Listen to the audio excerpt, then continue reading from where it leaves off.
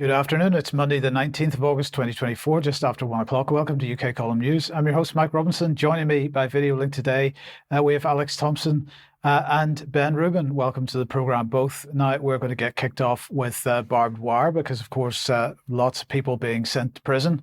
And the government has announced the relaunch of Operation Early Dawn. So they said in their press release, in recent weeks, prisons in the north of England have seen hundreds of people enter the prison estate after the government took decisive action to tackle violent thuggery on our streets.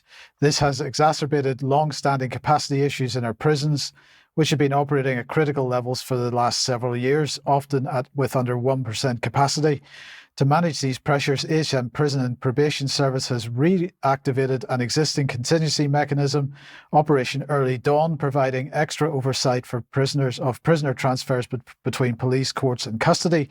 This means that offenders will be summoned to a magistrate's court only when it is confirmed that a cell in the prison estate is ready for them. Should they be remanded in custody, they will be held in a police station until they are summoned to court. The activation of Operation Early Dawn helps to manage the prison capacity pressure felt in the short term in a small number of regions.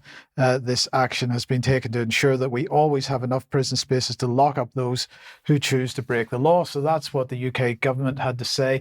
This is what Lord Timpson had to say. He's the Prisons and Probation Minister. We inherited a justice system in crisis and exposed to shocks. As a result, we've been forced into making difficult but necessary decisions to keep it operating. So what is it that they're doing? Well, Operation Early Dawn is part of a number of changes to make room or make space in the prison estate. According to them, it comes into force in early September. It gives the probation service the time they need to safely release offenders. So part and parcel of this is all about, as they had already announced, getting current offenders out of prison so they can make space for all those nasty right-wingers.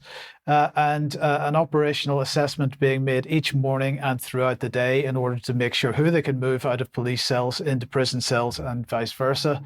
They say that when it previously operated, Operation Early Dawn has helped to minimise disruption to bail hearings and manage the movement of prisoners across the justice estate. And they're saying that it's going to be mainly in these regions, North, East and Yorkshire, Cumbria and Lancashire, Manchester, Merseyside and Cheshire, East and West Midlands. So first of all, Alex, maybe I could welcome you to the programme and just get your thoughts on this. They're relaunching this, they say, as I mentioned, in order to deal with the whole business of getting people into prison where necessary. But of course, they have to make space first. What are your thoughts on it? Fundamentally unlawful. Mentioned throughout is made here of the justice system, the justice estate, not the law of the land.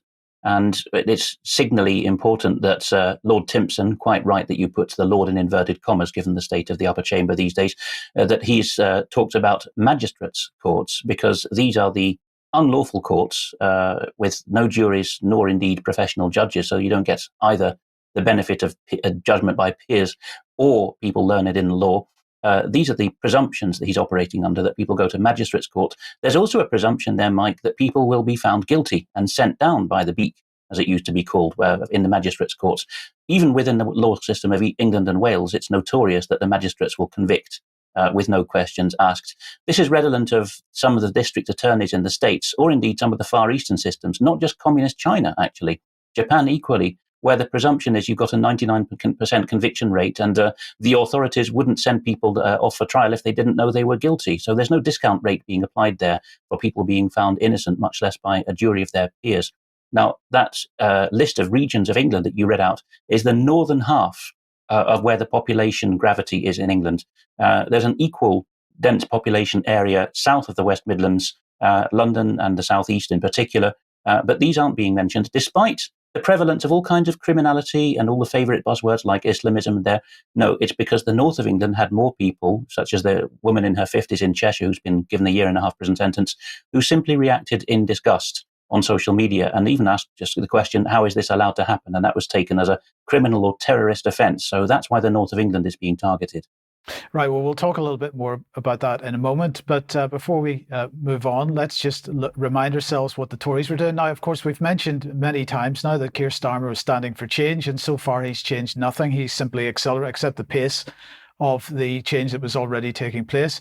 Now, this is the criminal justice bill that was put into place by, or at least put into the process by, James Cleverly. It didn't get passed, obviously, because they ran out of time before the election. But I just wanted to remind everybody what this says, and we'll be coming back to this a little bit later, because it said that they were going to make sentences longer for the most dangerous criminals, including by making rapists serve every day of their sentence behind bars. On the other hand, they seem to be letting people out in order to make space for other people. But here was the key point: establish powers to transfer prisoners in and out of England and Wales to serve their sentences abroad.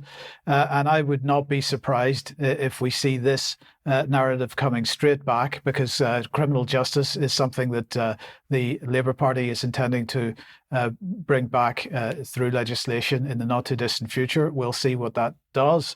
But in the meantime, Alex, let's talk about education in schools and anti-extremism.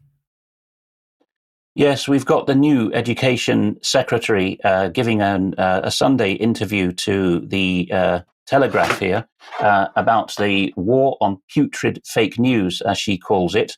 And this is mostly of concern because the education establishment, in the form of the ministry, is really running away with its own ideas, and saying that it's going to train people down to primary school level in what's wrong, spotting extremist views. So obviously there's all kinds of scope here for partnership with the legacy media. So we go on to see what the detail is in who's going to train the children, young children. We see government sources talking to the Sunday Telegraph here that young people are going to be sucked into dangerous online spaces. Dangerous here being code for we can't call it unlawful.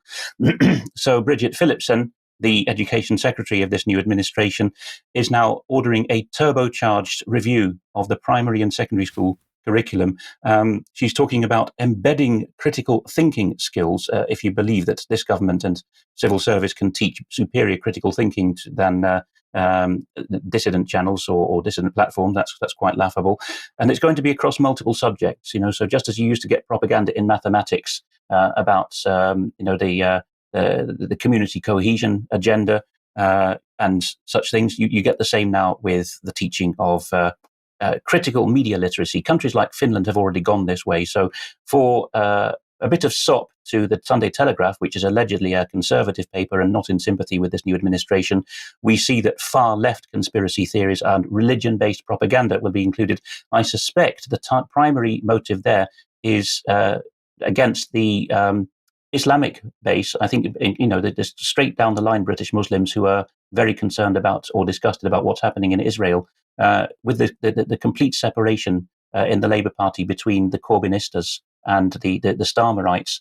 This is, as much as anything, an internal cleanup, I think, of anyone who thinks that it's all right to tell primary school children what is going on in Israel, in Gaza.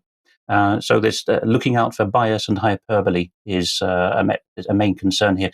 This could go very dangerous. Perhaps we'll talk in extra time about it. But the education system is really performing the job, straight for the government, as if it were the same thing. And just on the same note, we've got the New York Post, a very widely read American title, one of the top 3 or 4 papers in the US, picking up on Metropolitan Police Commissioner Mark Rowley. So that's the magistrate in charge of policing for London. And I say magistrate advisedly, he's not a police officer at law, who's talking to Sky News, one of Britain's legacy media channels. And it was this angle of Americans that got the New York Post in to prick up its ears.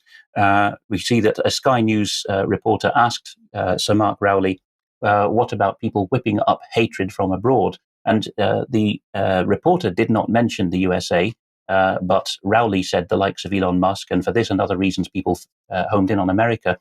And Rowley, again, outside any concept of the law, just on a policing and policy level, says you can be guilty of offences of incitement, stirring up racial hatred, numerous terrorist offences regarding the publishing of material. So he's deliberately suggesting here that the United Kingdom could ask the United States to extradite people for breaking the current version of UK statute law, with no reference to probable cause or the minimum threshold for extraditing people.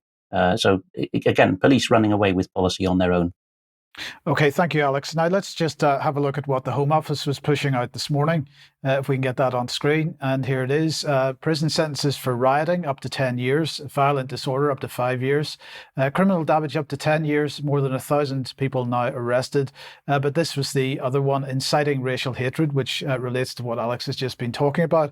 Now, over the last number of weeks, there have been headline after headline about the Online Safety Act and whether it's fit for purpose. So this is CNBC. Britain considers tougher internet safety laws after riots. We've the conversation, what is the Online Safety Act and why have riots reopened debates about it? The Guardian, what is the UK Online Safety Act and what powers will it provide? Holyrood magazine, Online Safety Act not fit for purpose, study finds.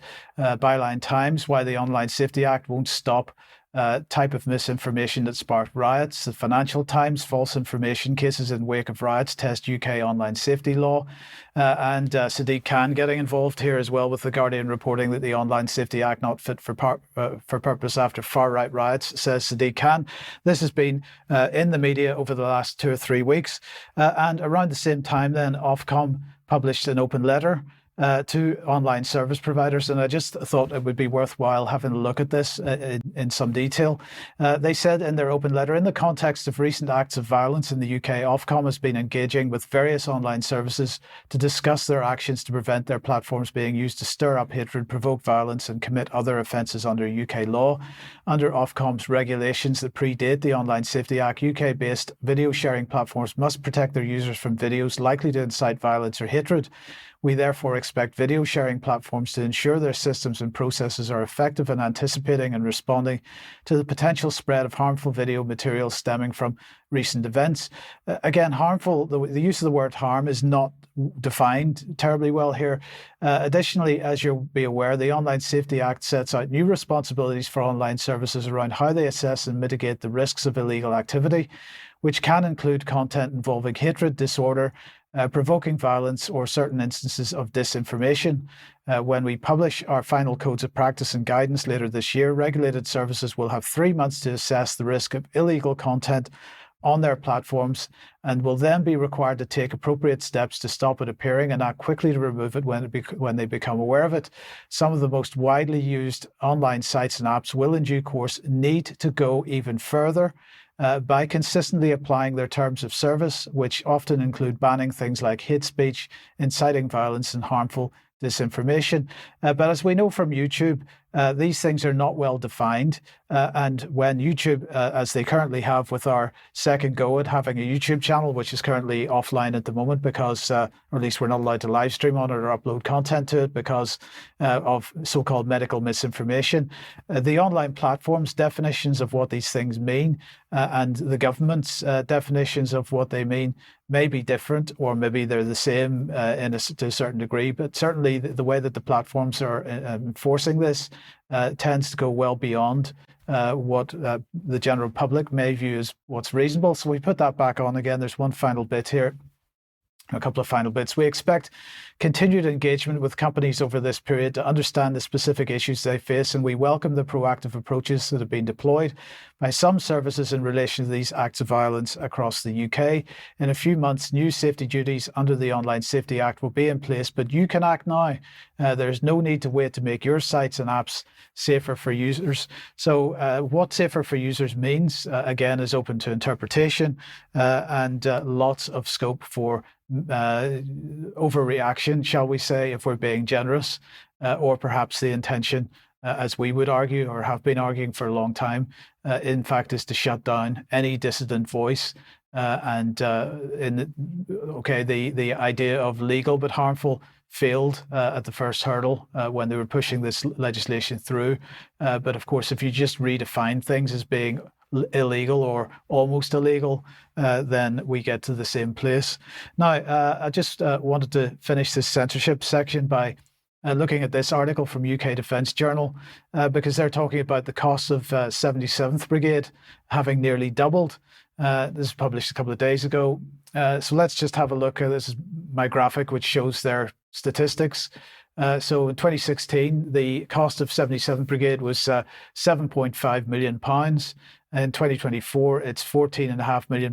You see the main major jump happened in 2020 because 77 Brigade, of course, was deployed domestically in order to monitor and whatever the so-called COVID disinformation and misinformation that was doing the rounds at the time. So if we come back onto the UK Defence Journal article, I just wanted to highlight this paragraph. The Defence Cultural Specialist Unit within the brigade was specifically tasked with monitoring internet content related to COVID-19 vaccines.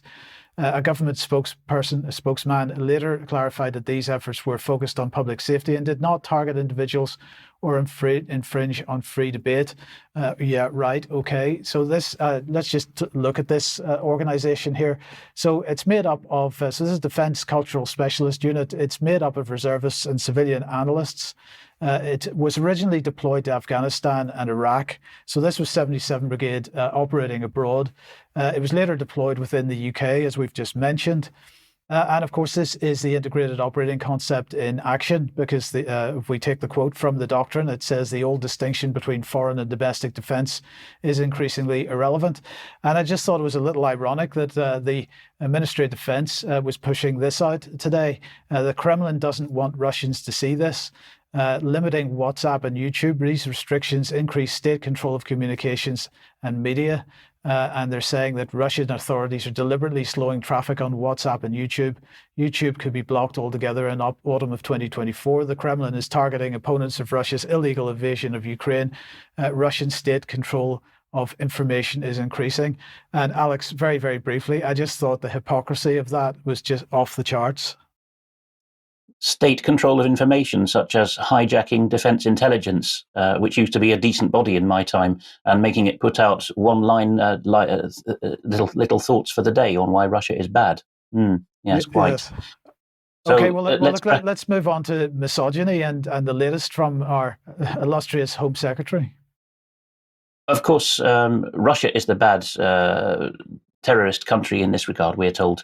But in Britain, misogyny, as defined by the government of the day or a few backroom advisors, is likely to be equated with almost terrorism, and then in a later correction we hear that it's extremism, not terrorism. So let's bring up The Guardian here, which is likely to be the newspaper of record during this administration because of the alleged alignment between the Labour Party and The Guardian. I'm not saying that it's better or worse than the previous arrangement with the Conservatives and the Times and the Telegraph, but we need to look to The Guardian now for most of the leaks. Despite what I just said about the Sunday Telegraph getting another briefing. So The Guardian here is talking about the Home Secretary, so Britain's Interior Minister, effectively only in charge of England because of devolution in this regard, wanting to stamp out the pushing of harmful and hateful beliefs. We're going to see this throughout the news in various jurisdictions. This is just yet another turn of phrase to mean we don't like it, but it's not unlawful, so we'd better ban it because we think we can. Always coming from the executive, never from the Constitution or even the legislature, let alone the courts. It's coming from the executive and a few advisors. So harmful and hateful beliefs are now going to include what they call extreme misogyny. Now, regardless of who's in office, the idea of domestic extremism as a cousin to terrorism has been around for nearly 20 years now, since my time in British intelligence, when I saw it coming in.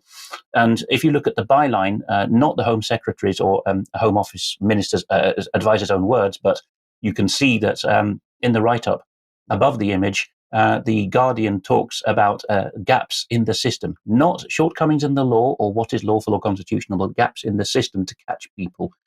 What's going on here? A rapid review, just like that educational turbocharged review we covered, on how to flesh out a new counter-extremism strategy is the current wording, not counter-terrorism. We'll come to that in a moment.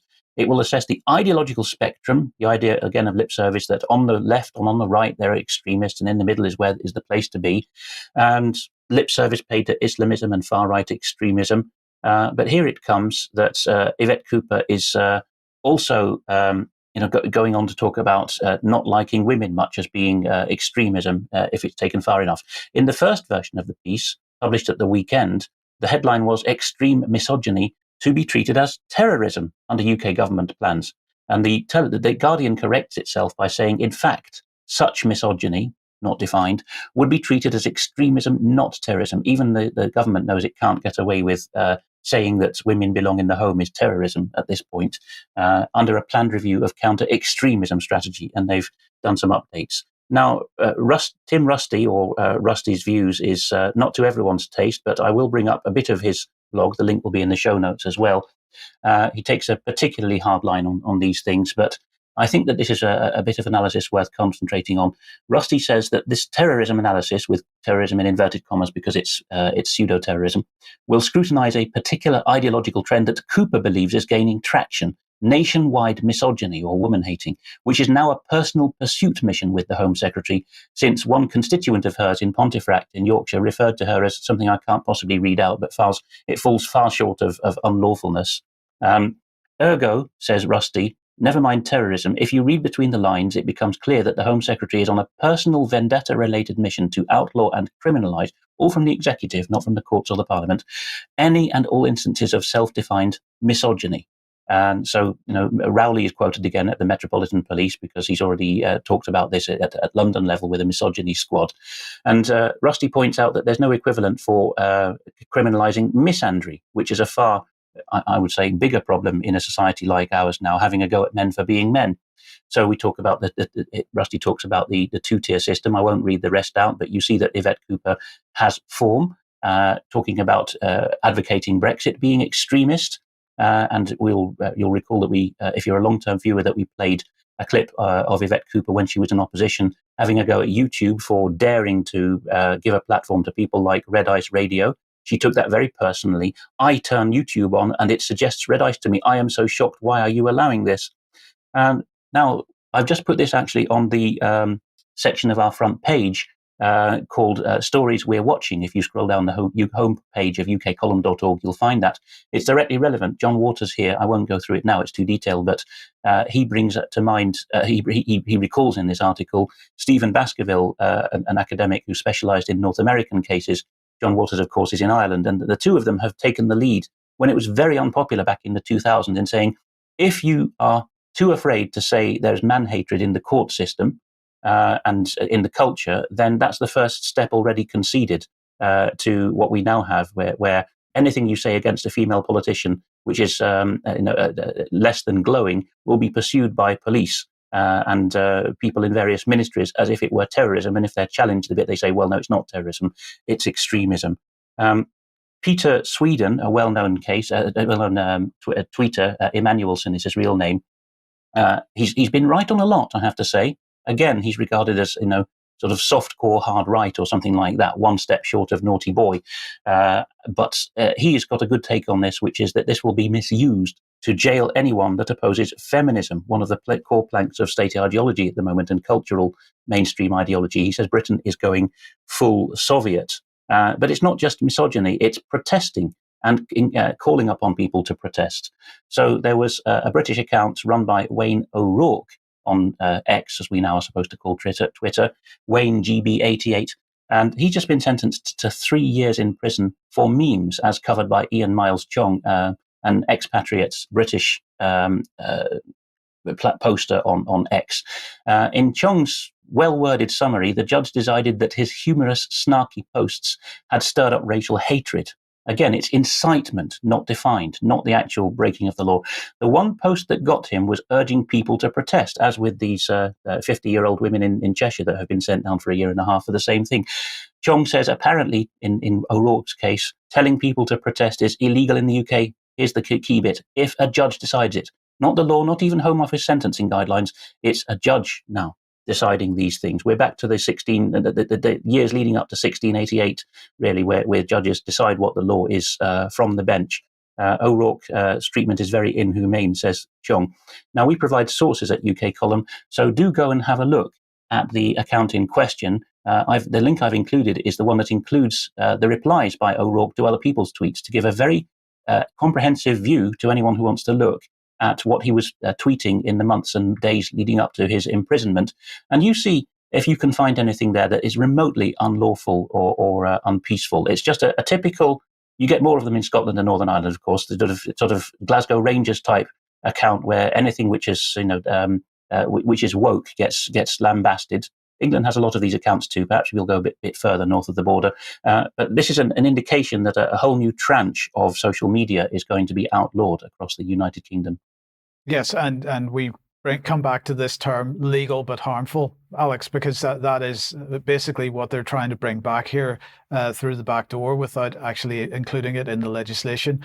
Okay, we'll talk about that in extra, I have no doubt.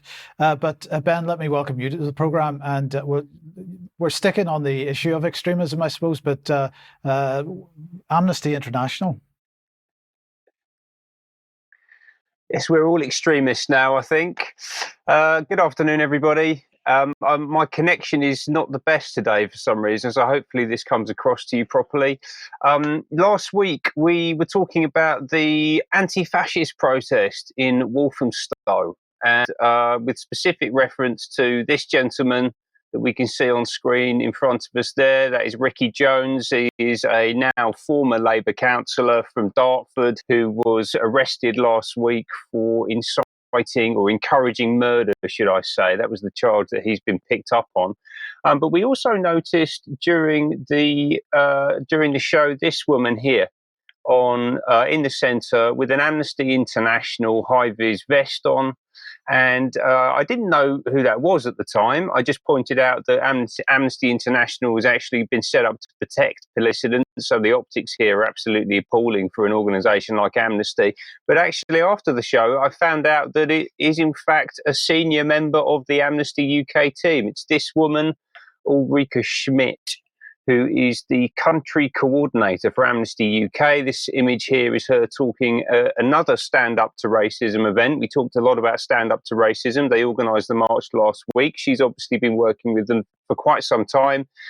This was taken at Downing Street in June last year. So she's clearly not a random activist. She's a senior member of the Amnesty UK team. And she was speaking at that event alongside Ricky Jones. So they obviously know each other. They've worked together at least on 2 occasions that we're aware of. And I think this is just completely unacceptable, right, for an organisation like Amnesty to be stood up in public beside this kind of messaging. I contacted Sasha Deshmukh. I mentioned last week, I used to work with Sasha. He is the chief executive of Amnesty UK. I got in touch with him. I sent a letter, which I published on my Substack, which you're going to have a look at, which basically covers what we talked about on the show last week, essentially saying that if this is true, if this is an Amnesty International, Amnesty UK employee, it's completely unthinkable that members of your organisation or members of its senior team would show support for these kinds of remarks. Right? Yeah, it's absolutely crucial for Amnesty to maintain any level of credibility on the issue of human rights. They have to come out and say something at this point. I mean, it's absolutely incredible that they haven't done so already. I sent it directly to Sasha on LinkedIn as well. You can see here that we are first connections. As I say, we used to work together. And I'd actually suggest getting in touch, very politely and reasonably, get in touch via the Amnesty UK contact page on their website. They have been replying to some people. They haven't replied to me yet, which gives me a sense that actually the message has been received and they're trying to work out what to do with it, because some people in my Telegram have been sending messages in and they were got back to within 24 hours, but the response was lacking, quite frankly. Basically says, we appreciate you writing in to raise our concerns. The activity in the activist in the video, they just call her an activist, not a senior team member, has made it clear to us that they were distracted and they hadn't heard the speaker's comments. We strongly oppose violence and any kind of hateful speech. Right, so they're trying to downplay this, but actually Schmidt, it turns out, was trying to get ahead of the game. And on the 9th, which was the Friday before last week's broadcast that I made, this article had appeared. I wasn't aware of it at the time.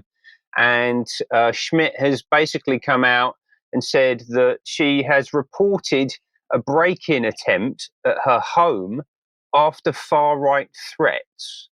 Right? And this is a really interesting development here. So Schmidt, apparently someone's tried to get into her home, so we're told. And she then goes on to say that they, the far right, are feeling humiliated because they wanted to smash up the immigration office in Walthamstow, and now they are trying to get some satisfaction. We know, apparently, that there were elements among the far right the supposed far right, who are hardcore Nazis, and they are happy to kill, according to this article in The Guardian. Now, she doesn't provide any evidence of that or to the existence even of these people, actually. And the only talk of killing that I've heard over the past few weeks has come from the radical left, including Ricky Jones, who you were talking with, Ms. Schmidt. What this feels like is, I don't know if you're familiar with the concept of DARVO, which is deny, attack, reverse, victim, and offender. Right, so this is a tool of manipulation by narcissists, and we see this absolutely everywhere on the left at the moment. Deny it, attack the person who is accusing you, and actually reverse, victim, and offender. So Ricky Jones and the people stood there cheering for the encouragement to murder of political dissidents, they're the actual victims, apparently. Amnesty appears to be going along with this. They've started posting again. There was a hiatus for a week on their Twitter page, I guess, while they waited for the storm to calm down. But they've started tweeting again, but about homelessness, very warranted to talk about homelessness, but kind of beside the issue here. They've started talking about human rights issues in Iran, which hilariously contains a trigger warning because it mentions violence, which is ridiculous in the context. And then also, of course, pushing for more mass migration, right? Which ultimately is, at the root of the issues that we're dealing with here, And just a little bit more, if you want to understand a bit more about Amnesty, you should go and check out this article on the column from Patrick Henningsen from 2016, which basically explains that it's a front organization for the US State Department, which would explain quite a lot.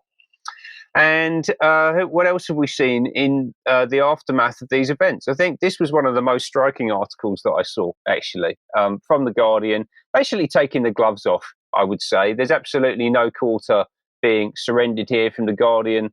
We keep hearing about legitimate concerns over immigration. The truth is, there are none, according to Maya Goodfellow, who is, I think, 27, 28-year-old academic who apparently knows everything there is to know about immigration into the UK. Few quotes from here. I'd suggest going to read the article. It is absolutely mind-blowing. It would be a mistake to characterize the far-right riots as a cry of desperation from the poor. Yeah, according to Maya Goodfellow. We shouldn't understand this as a cry of desperation from the poor. We have absolutely no empathy for these people. They're just bad, right? That's what we're getting from The Guardian.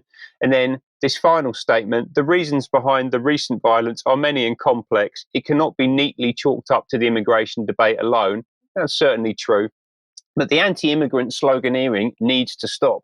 Whether it's the appeasing of legitimate concerns, a commitment to stop the boats, or the more acceptable in polite society promises to put controls on immigration, they have all played their part in leading us here. If politicians want to understand the far-right violence, this is one of the places that they must start. So apparently now, just wanting a control on immigration, something which would potentially be discussed in polite society, is makes you an extremist. Yeah, as I said at the start, we're all extremists now.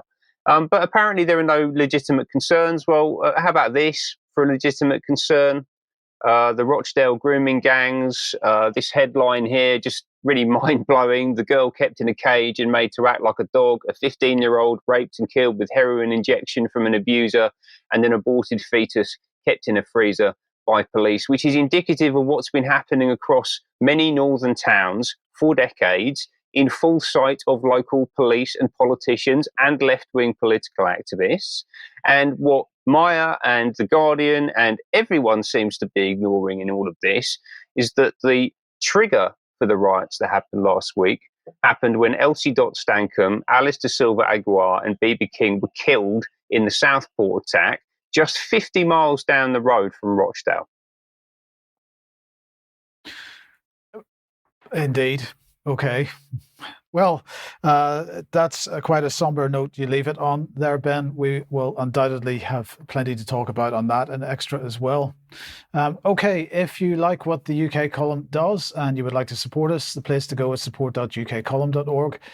We do need your support, and so thank you to everybody that is supporting us. Memberships begin at £5 a month. Please act as the algorithm, because as we've mentioned, we are increasingly censored. ukcolumn.org and ukcolumnextracts.co.uk is where to go to get the information to share. You can also help us out by buying something at the UK Column shop, and that would be fantastic as well, particularly the Agenda 21 Your Life in Their Hands book, which is available still for sale there.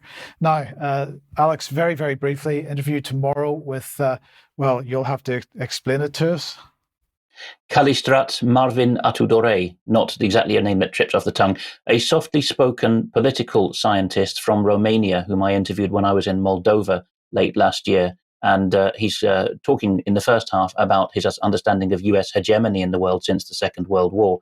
And in the second half, he becomes much more of a historian and a spiritual analyst. I found it particularly fascinating. He starts with Gladio, many of our viewers will know about that, and just takes it into the realm of mind space and mind wars. Thank you, Alex. A reminder of our event tickets on sale, 19th of October 2024. UK Column on location in Bristol. Anybody that has bought tickets already, we will be sending you the details of the exact details of the venue very, very shortly in the next day or two. This is all about people doing stuff. So Media on Trial, that team will come together again, hopefully for that. We'll see exactly who is on that group. Hope Sussex will be there. Katie Joe will be there. Bob Moran will be there. And we will have other names in the coming days. So please join us for that if you possibly can. If you haven't got a ticket yet, they're still available on the UK Column shop. Katie Joe's festival, Freedom Music Festival, taking place 23rd to the 26th of August. This is Hope Sussex Freedom Music Festival. Do join that if you possibly can. And also, Brian and I will be speaking at the Heritage Party Conference on Saturday, the 28th of September in Reading. So details on screen, the link to get tickets and so on will be in the show notes. Hopefully you will join us for that. Lots of other speakers at that as well. So where does that take us then? Let's have a look at the latest from David Lammy. So here he is in The Guardian, or the Observer, sorry. It's never too late for peace in the Middle East. We must break the cycle of violence, he said, alongside his French counterpart there. And this is a perilous moment in the Middle East. He said Israel's actions in Gaza continue to lead to intolerable loss of life. Hostages taken by Hamas terrorists remain in chains 316 days since the 7th of October attack. There are French and British citizens amongst them. Fighting between Israel and Lebanon, Lebanese Hezbollah has intensified. Iranian threats of further escalation mean the risks of full-scale and regional war are rising. What we're witnessing is a destructive cycle of violence. So they seem to be calling for peace, but it's through a forked tongue as usual, because they can make all these demands publicly without ever putting any real pressure on the country concerned. And of course, one way that they could put pressure on, which they're not doing, would be through arms sales. So it's perhaps a little disappointing to the British government that a Foreign Office official has resigned over Israeli arms sales. Now, this is the BBC's coverage of it, which appeared today. But unfortunately for the BBC, this story broke 3 days ago. It took them 3 days to get clearance from the Foreign Office to publish about that. Maybe Alex will have something to say about that in a second. And I just wanted to highlight a few of the comments that Mark Smith, the Foreign Office official, made in his resignation letter. So he said, "I write to you on my last day in the FCDO with a message I never wanted to send. It is with sadness that I resign after a long career in the diplomatic service. However, I can no longer carry out my duties in the knowledge that this department may be complicit in war crimes. As a former pen holder on the arms exporting licensing assessment in MENAD, I'm subject matter expert in the domain on arms sales policy. Each day we witness clear and unquestionable examples of war crimes perpetrated by the State of Israel. Ministers claim that the UK has one of the most robust and transparent arms exporting licensing regimes in the world. However, this is the opposite of the truth. As a fully cleared officer, raising serious concerns of illegality in this department, to be disregarded in this way is deeply troubling. It is my duty to raise this," and he's raised it by resigning. And again, in Extra, we'll talk about this a little bit more, but I would imagine Alex's view is that that's as he should have done.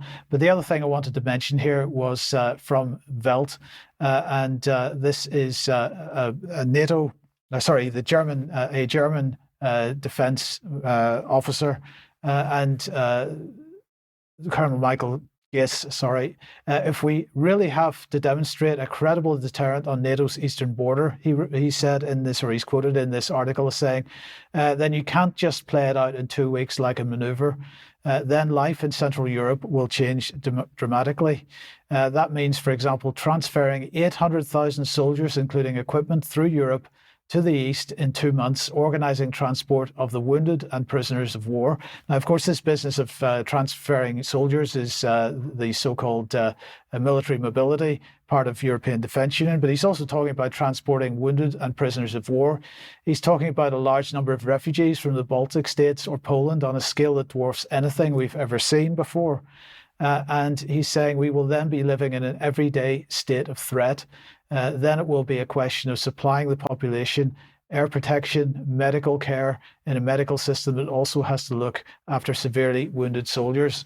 This is a vision of the future, which I think is quite a likely scenario. Well, Alex, I don't know if you've got any thoughts on that very quickly. Colonel Gise is performing his duty, as is Mark Smith in the previous half of that segment. Germany has understanding of this. In 1945, there was such a density of refugees, both in housing and thronging the trains as they were retreating from the horrible circumstances in the east, that it was impossible to move anyone, to the extent that the Dutch would have been given permission to grab half of northwestern Germany by the other allies had it not been for this chock-a-block situation of refugee management and the caring for the sick and wounded. So the Germans, as you showed in Colonel Gise's quotation there, take an integrated view of what they call Mitteleuropa. Colonel Gise isn't being sinister by using this phrase, although some German planners have been in the past. He's just saying that there is a zone which starts in Germany and ends in about Slovakia, which is an integrated unit geopolitically and when crises hit. So he's quite right to raise this. And just to flag up something of what I'll say in extra time on the Foreign Office resignation by Mark Smith, 21 years ago now, when the second Iraq war broke out, there was not just the well-known whistleblowing by my then GCHQ colleague Catherine Gunn to The Independent, but there was also the resignation of one of the two most senior legal advisors to the Foreign Office at the time. From memory, her name was Elizabeth Wilson. She rightly said she was performing her duty and flagging up the illegality of what was planned by Her Majesty's government. There was no such block by the Foreign Office then on the BBC reporting it at the time. So something has gone on behind the scenes in the last 2 decades to put in a filter there. But staying with Germany briefly then, Der Spiegel, one of the quality legacy titles in Germany, has got hold of this. Yes, it's in German. We get complaints when people put German headlines up, but an English report on this will be included in the show notes. Der Spiegel has picked up over the weekend that the Federal Criminal Police, the Bundeskriminalamt or BKA, is, if a draft bill goes through, which the ministry is just planning at the moment, the German Interior Ministry, it will be given opportunities to perform secret while you were out raids on people's homes, in contrary to any Western practice of recent decades, which is to give people notice and to allow them to film the police and watch while they're searching. And of course, they will also be able, if this goes ahead, to put bugging devices on people's computers and such while they're out. And the Spiegel disingenuously reports that, and they're not even quoting a ministry source, this is their own editorializing here, that there's nothing to worry about because it's not specifically prohibited by the German pseudo-constitution, the basic law or Grundgesetz, to have the resident absent while the house is being searched. Therefore, it says the Bundestag is perfectly at liberty when nudged by the German government to allow a change in the law for the police to do this. It's all being done at federal level because the 16 federal states or Länder would never allow this, and that's where the competence is supposed to lie in Germany's federal system. Another report by another title, RND, in Germany gives more detail, and both of these, as I say, are summarized in an English-speaking piece that I'll put in the show notes. And I just very briefly want to mention this criminal justice bill once again, because if we remember what the Tory government was attempting to do with this, and I don't imagine that the Labour government is going to do anything different when the equivalent comes in the not too distant future, give the police the powers they need to tackle theft by creating new power to enter a premises without a warrant to search for and seize stolen goods. Alex, it doesn't really matter what the limitation is, whether it's limited to theft or whatever. But as soon as you start allowing the police to enter premises without a warrant, this is a slippery slope. Of course, because with the best will in the world, you're dealing with people who've got every motivation to plant stuff on people. There's been many examples of this, even in the better run jurisdictions like as England and Wales used to be.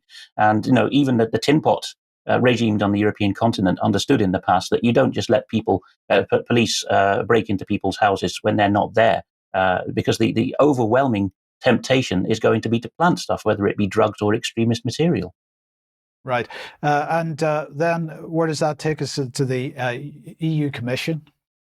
Yes, Thierry Breton, the EU's Commissar for Digital Services, has gone out on a limb and been slapped down by von der Leyen, his boss, interestingly here. So it started last weekend, beginning of last week actually, when on behalf of the Commission, on Commission-headed notepaper, he, no doubt using an underling, but signing off on it himself as France's EU Commissioner, wrote to Elon Musk with regards to X, formerly Twitter, saying that you'll be aware that our Digital Services Act, Thierry Breton's made a big to-do about that, it's his main policy, obviously, we regard you as a VLOP, a very large online platform, so we treat you effectively as though you were covered by EU law, is the substance of it.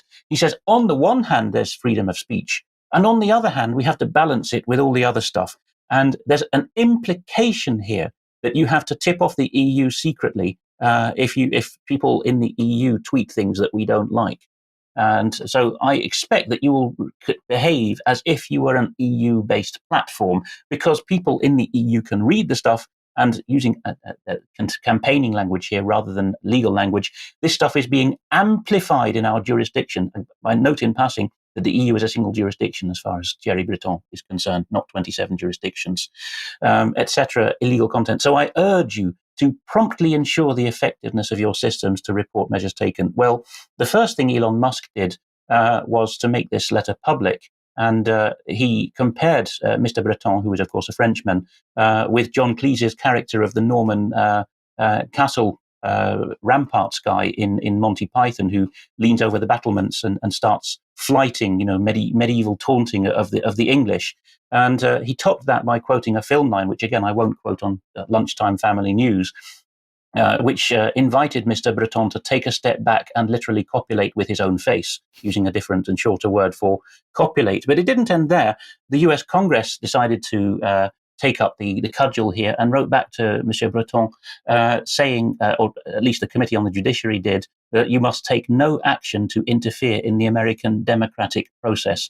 And they analysed what this letter had constituted as being threats of reprisal towards X-Corp. And in the same time frame, by the way, last week, X has pulled out of Brazil as a basis of operations because Alexandre de Moraes, the Supreme Court head honcho and general dictator of Brazil, as it now turns out, has been making unlawful threats to go after the Twitter people based in Brazil. And it doesn't end there, because Disclosed TV reports that, this is just one of many titles that's reported this, that Brussels, in the form of the Commission corporately, collegially, has said that Mr. Breton was not speaking on behalf of the whole Commission. So an interesting development here, that perhaps they realise they're a bit going a bit too far. And if you just bring that on screen very briefly, you will see in tiny red letters in the box at the bottom, AI summary. I don't want to have a go at other alternative media where we don't have to, but it is a shame that Disclosed TV and many other people in the scene are now openly saying this summary was written by artificial intelligence. Do we not have people to write things? Well, it's difficult, Alex, but we can talk about that a little bit extra as well. Ben, let's bring you back on, and our old friend Jeff Mulgan. Sir Jeff Mulgan, CBE. Absolutely, Jeff Mulgan, one of the most influential men in the UK, certainly, probably Europe, maybe even further afield. Let's have a quick refresh on who it is that we're talking about. There he is. He's currently working as the Professor of Collective Intelligence, Public Policy and Social Innovation at University College London, which is the UK's global university. Before that, he was Chief Executive of Nesta, the National Endowment for Science, Technology and the Arts, the Social Innovation Hub, formerly owned by the UK government, which also actually owns the Behavioural Insights Team, the Nudge Unit. Before that, he was at the Young Foundation, more social innovation. In the early 90s, he founded Demos, which we talked about last week as being pretty much the most influential think tank on the current Labour government in the UK. He was also a global leader of Tomorrow, which was the precursor to the Young Global Leader programme at the World Economic Forum. Incredibly well connected, incredibly influential. He was actually cited several times in the Mindspace document, which was where the concept of nudge and behavioural economics was introduced. He was a director of strategy to Tony Blair when that was being created, and way back when he was actually a contributor to Marxism Today. So very much a left-wing radical thinker. Now, last week I talked about Democracy Next and the ambitions that they have to create new global democratic institutions using AI enabled by citizens' assemblies. And I think that the brief came from Mulgan, and this is why, because last year he set up this. It's called the Institutional Architecture Lab, which apparently seeks to improve the global practice and theory of designing institutions better able to address the great challenges of our time. This is all about global governance. They say the world needs better institutions, from climate change to cybersecurity to mental health and well-being. We face challenges with speed, scales and scopes that outpace current efforts to steer towards societal goals. There are lots of options for how to approach this, and we're building a community around how to use them.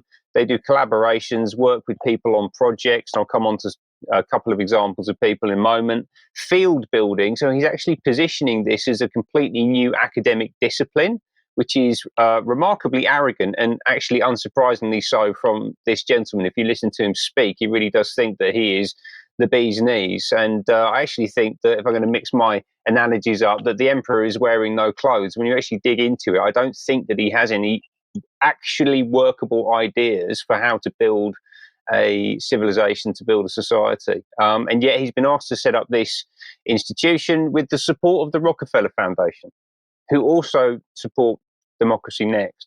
Yeah, so for me, this is the vehicle through which global governance is going to be innovated and distributed. He's right at the center of it. Really fascinating. Let's hear quickly from Mulgan about where he's drawing inspiration from in this drive towards creating new institutions. And I think, China deserves credit for, certainly for about 10 or 15 years, taking the long-term aspects of climate change and environmental vulnerability incredibly seriously. I've taught for many years at the China Executive Leadership Academy, which trains mayors, governors, ministers in a way we don't do at all in Europe, for what it's worth. And they were willing to look at their vulnerability to shifts in climate and, as you say, to think in terms of huge infrastructural changes, huge shifts in policy to try and avert that. It's become rather less in the last few years as sort of Xi Jinping's rule has squeezed the space perhaps for imagination and debate, but it's still impressive. So he's very much inspired by China.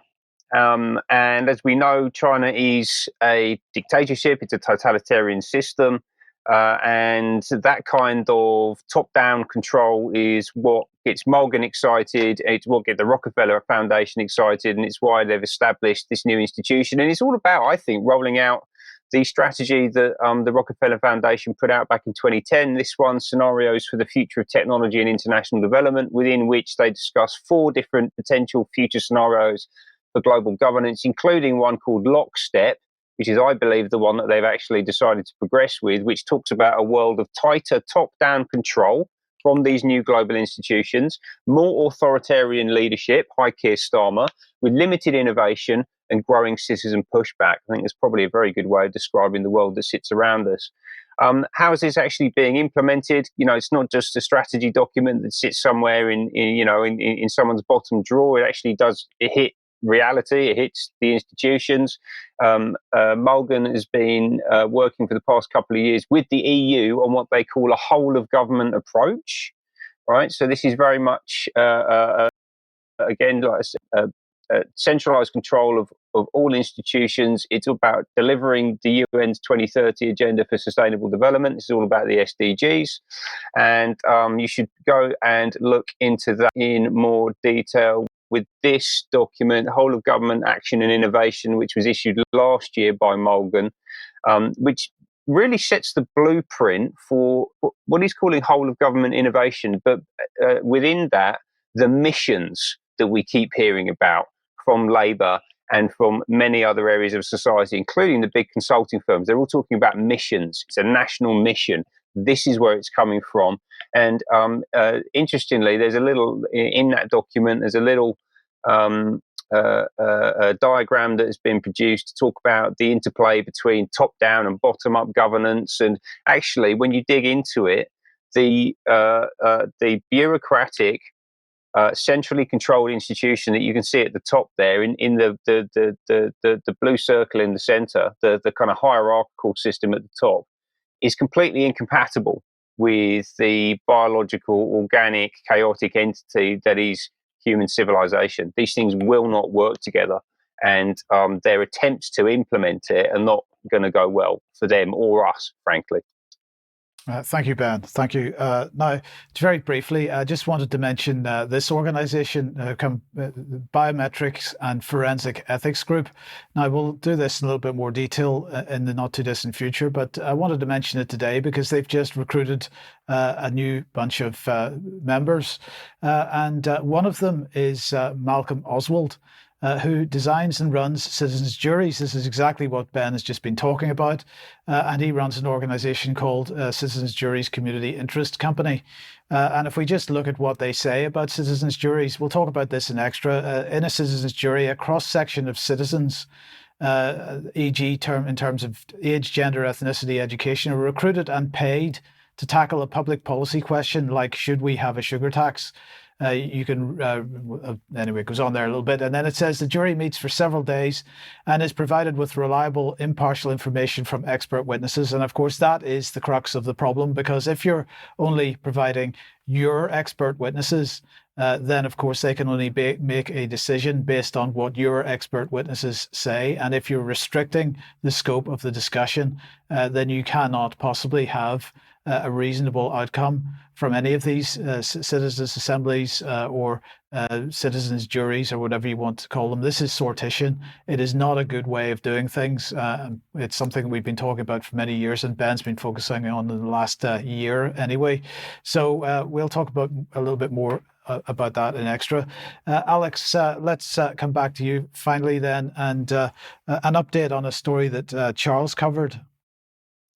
Yes, throughout this episode of the news, and in many other episodes of UK Column News, we have seen that there is an attempt outside the channels of the law and certainly the Constitution to crack down on dissidents with a CE on the end. And we just seen Ben's reminder that the Rockefeller Foundation, which is one of the leading tax-exempt foundations that have always driven Anglo-American elitist policy since at least 1900, was quite explicit about this. They foresaw that the risk with the chosen strategy of lockstep was growing citizen pushback. So the citizen bit you've just dealt with, of course, we retrain people to be aleatory democracy citizens, randomly chosen to be briefed on the right line to take.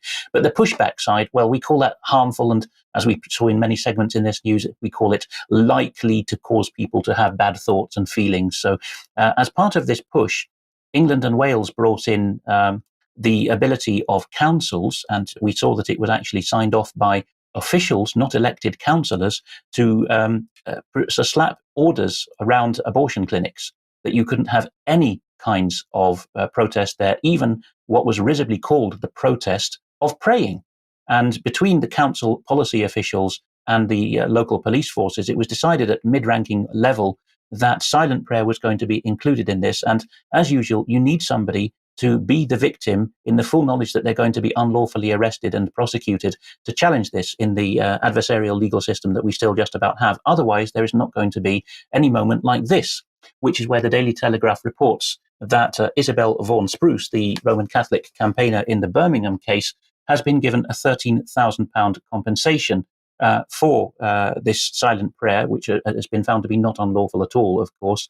Being the Telegraph, they talk about Lord Frost, the supposed hero of Brexit, because this is a paper to appeal to the Conservatives with a small c and a big C. But now we see that, don't worry, vaguely conservative section of Britain, ministers are going to review the draft guidance, never mind the change of party in government, since meanwhile that makes no difference, or the councils at local level politically. It's all the permanent state here. So silent prayer within that zone is not actually unlawful, as if we needed a test case to establish that, but we do if the police and the executive branch of government think that they are, taking orders directly from tax-exempt foundations to deal with dissidents without going through courts and parliaments. And so we see that criminalising silent prayer will lead to further cases, says Lord Frost, and it would be much better to stick to the draft guidance by the Home Secretary. So even the august Lord Frost cannot do better than to adumbrate the Home Secretary's draft guidance, which is about 3 steps removed from constitutional law or first principles. So we can see that the commitment that this government has to liberties and fundamental freedoms, as Lord Frost says, is paper thin, but his party was no better when they were in government. Charles Mallet, former policeman, of course, podcasted on the case at the time. He called it the law that has to ask if you're breaking it, as you see in the footage of the arrest at the time. And the solution, as you can see at the bottom of that slide, is the doctrine of the lesser magistrates, which you can find out much more about by searching for the phrase on ukcolumn.org. I have an and finally as well from the realm of health, which is something from 1919, over a century ago. A Cincinnati, Ohio paper carried this poem, which I think we've just about got time to read. This is, of course, relevant with the monkeypox scare at the moment. It's called That Flu Stuff. If you have a tummy ache, it's the flu. If you're wary when you wake, it's the flu. Is your memory off the track? Is your liver out of whack? Are there pimples on your back? It's the flu. Are there spots before your eyes? It's the flu. Are you fatter than some guys? It's the flu. Do your teeth hurt when you bite? Do you ever have a fright? Do you want to sleep at night? It's the flu. Are you thirsty when you eat? It's the flu. Are you shaky on your feet? It's the flu. If you feel a little ill, send right off for Dr. Pill. He will say, despite his skill, it's the flu. He won't wait to diagnose. It's the flu. Hasn't time to change his clothes. It's the flu. For 2 weeks, he's had no rest. Has no time to make a test. So he'll class you with the rest. It's the flu. As true 105 years later as it was then. Indeed. Okay, thank you very much, Alex. Thank you, Ben. We've got to leave it there for today. Thanks to everybody that's watched. We will be back on the live stream in a few minutes for some extra. If you're a UK Column member, please join us for that. And if you're not, well, consider taking out a membership. It supports us in what we're doing, and you get access to the extra content as well. Thanks for everyone for watching. See you at 1 o'clock tomorrow for Alex's interview, and 1 p.m. on Wednesday for the news again. See you then. Bye-bye.